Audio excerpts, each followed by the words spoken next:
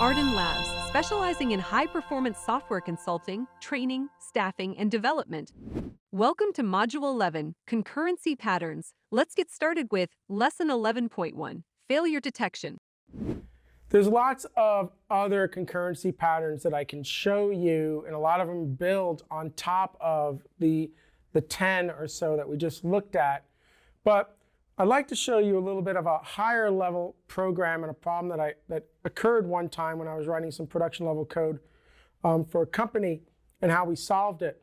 And again, it's all going to be around this idea of signaling and being able to detect failures quickly. So here's the scenario. We were building software that was going to be handling over 50,000 users, just pounding the server with tons of requests.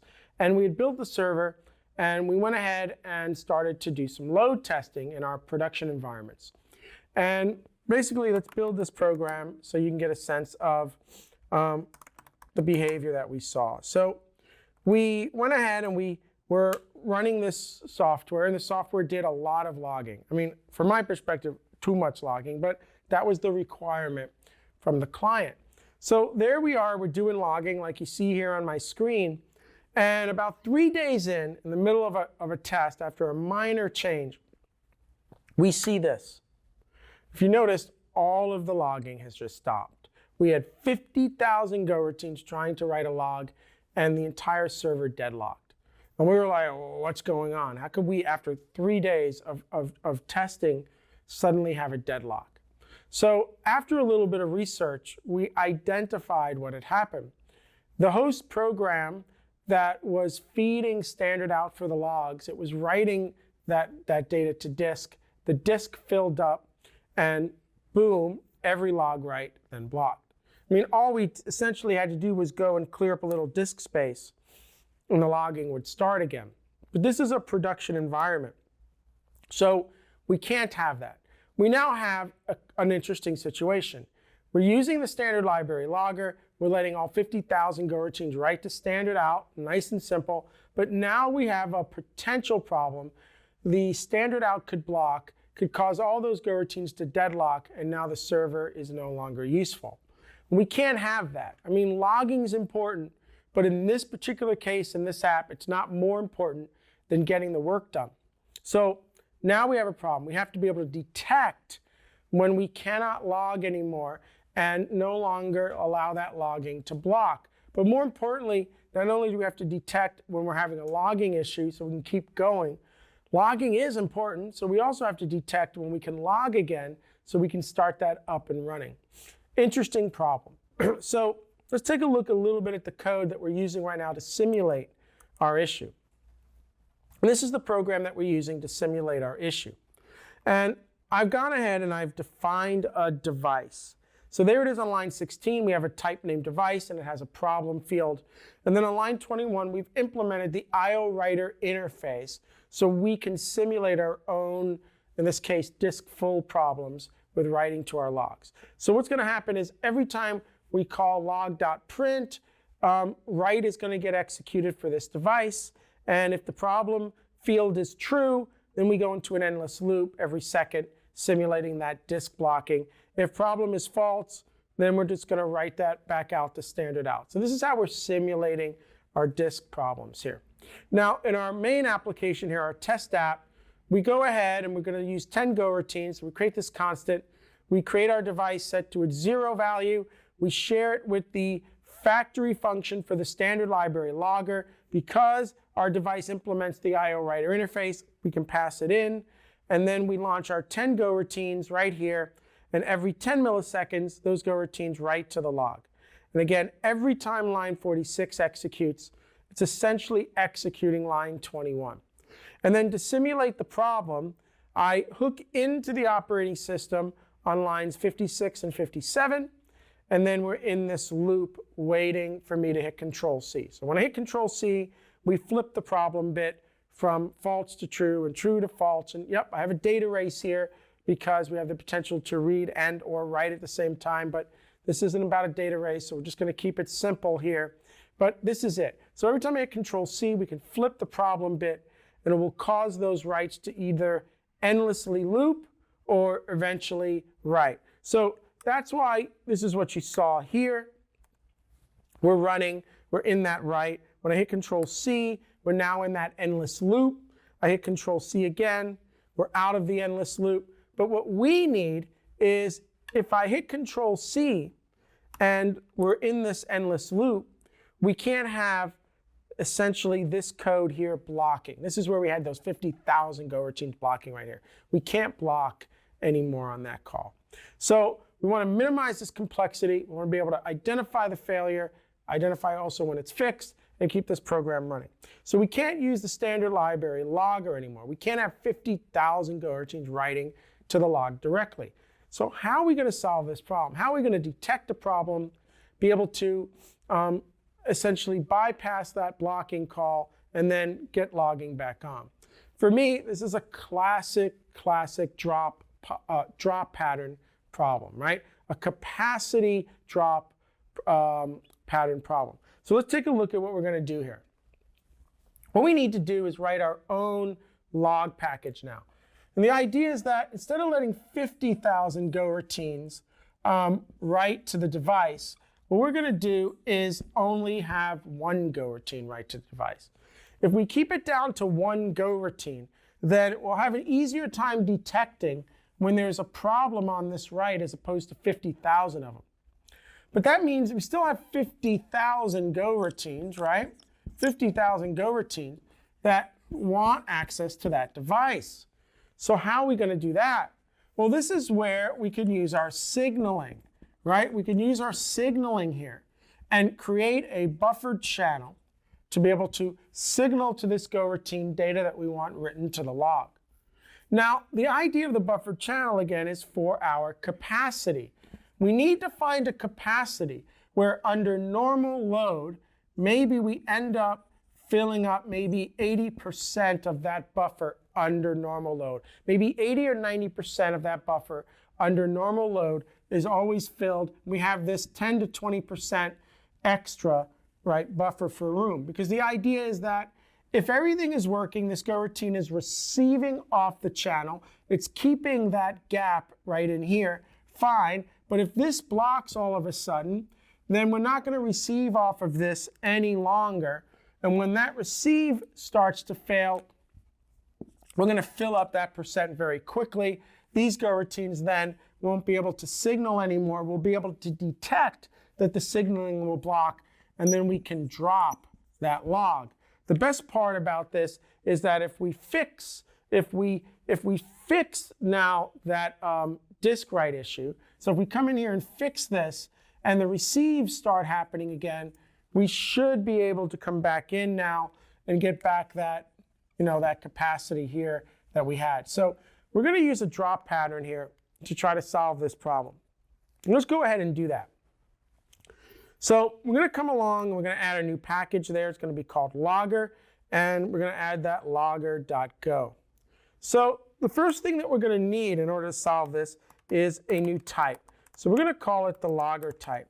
And the logger type is going to be that data that knows how to log and give us the ability to detect problems and everything else that we need to do here on this drop pattern. Now, I've added some comments on line 33 because I don't want my linter to complain that we're not adding proper comments. Now, what does this logger need in bare minimum? Well, we know that we need a channel, so we can define that. And we can use string right now since log data is string-based. And since we're going to be launching a go routine, we're going to have this go routine here. I want to have the ability to be able to start it up, but also shut it down cleanly. So what I'm going to do is also define a wait group. And that wait group is going to give me the ability as part of this API to be able to start up and shut down that go routine. So I think I've got a good type right now. And the next thing we're going to need is a factory function. We've got to be able to construct a logger in such a way that it's usable. So let's add that factory function next. Now, in order to construct a logger, we're going to need to be able to construct this channel. We know it's going to be based on a capacity, so we need a buffer size. And we also know that we need to be able to write to a device.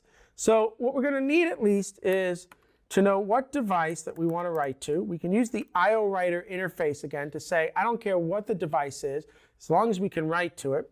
And we need a capacity value, so we know what that capacity is. So we have a good number that doesn't create these false positives, but also isn't too large where we're not detecting failures soon enough. Now, what's great is we can come in here and construct that logger because we have everything we need already. The weight group's already usable in its zero value state, but the channel can be now constructed based on that capacity value.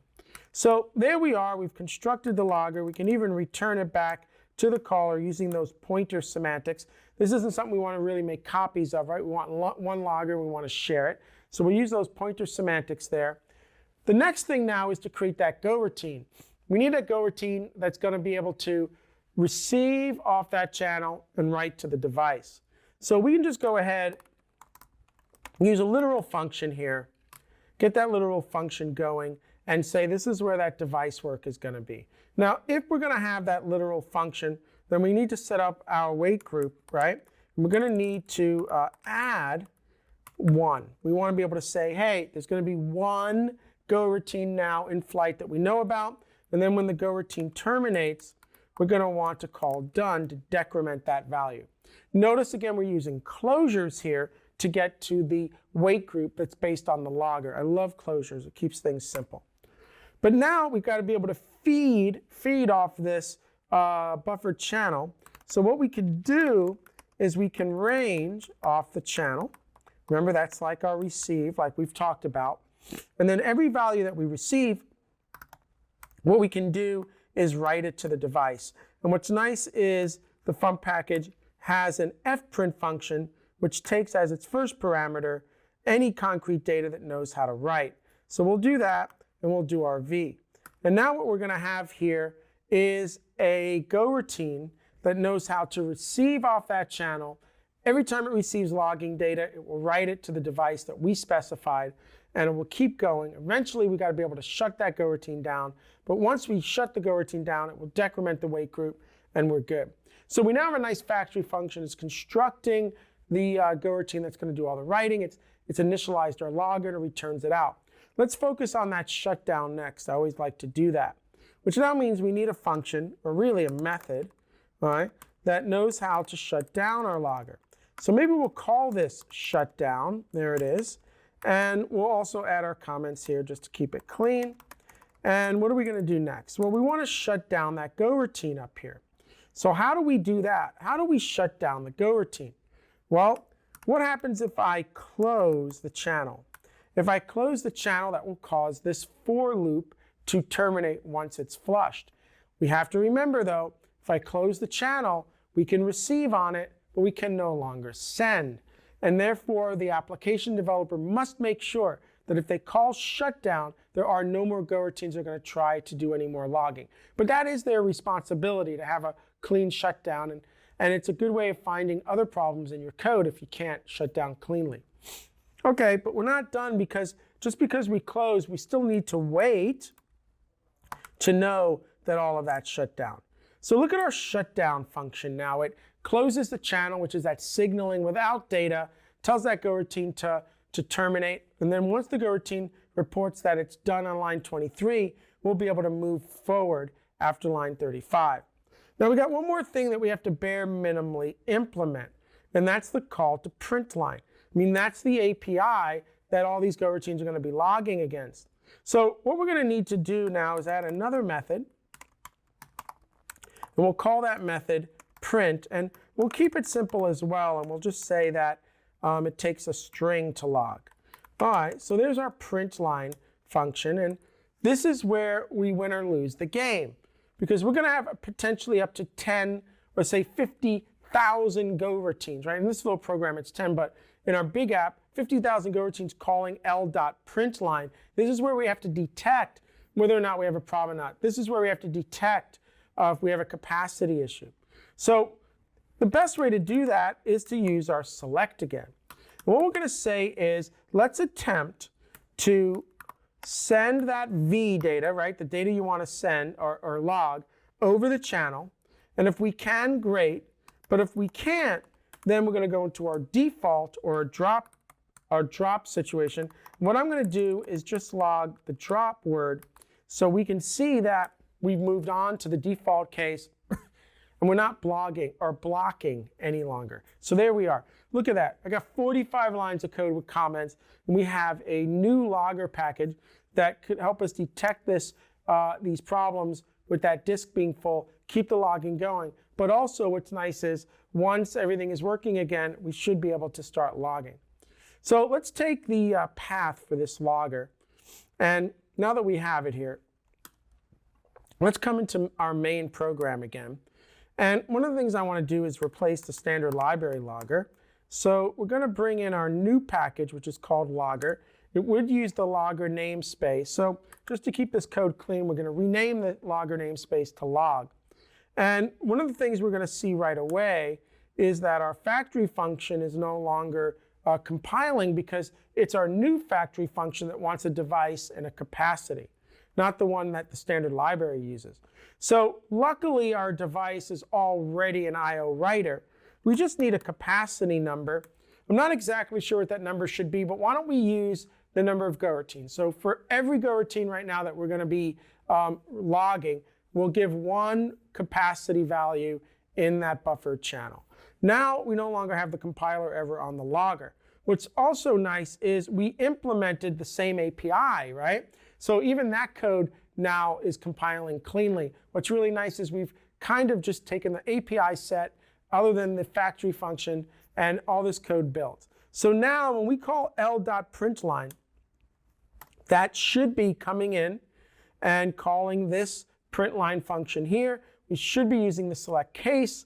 We should be able to detect that problem now, and everything should be able to work. So let's go ahead now, and we will rebuild this program. There it is. And we're going to come in now, and we're going to run it. So here's the test. There it is. We're doing our 50,000 goroutines. They're running.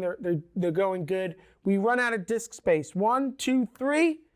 And there it is. There's the drop. We haven't hung this program. We're not, right? We haven't just completely stopped this program, right? We're not deadlocked. In other words, we're running, even though we can't log. Now, let's say we go and we fix the problem. 1, 2, 3. Boom. Now, there it is. That goroutine was able to pull enough data out of this buffer to get us our gap again, and now we're logging again. You could see how beautiful, using these channel semantics and the drop pattern, we're able to detect a problem quickly, recover, detect that it's been fixed, and keep logging. This is beautiful stuff. And that channel giving us these orchestration primitives is what really is allowing us to do this, just leveraging 45 lines of code. Love these orchestration patterns when they are the right patterns, when it's reasonable and practical to do so. What you have to do is fight the urge to work with this stuff and to force it into your apps, because that's not going to work. So again, a nice little example of how we leverage that drop pattern to do some, we're able to detect failures and then recover from that and keep going.